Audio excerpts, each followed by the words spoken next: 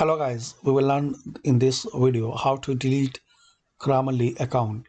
So to delete Grammarly account, firstly open your browser and type Grammarly.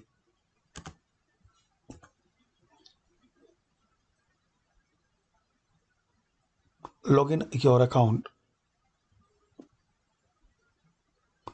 After login, click on account.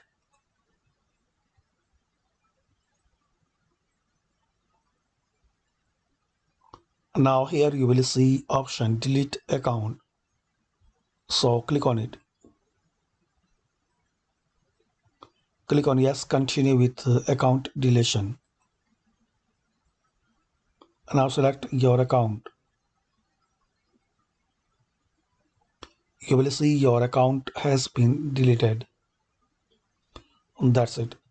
Hopefully friends, you like this video. By this video we'll learn how to delete Grammarly account. Thanks for watching.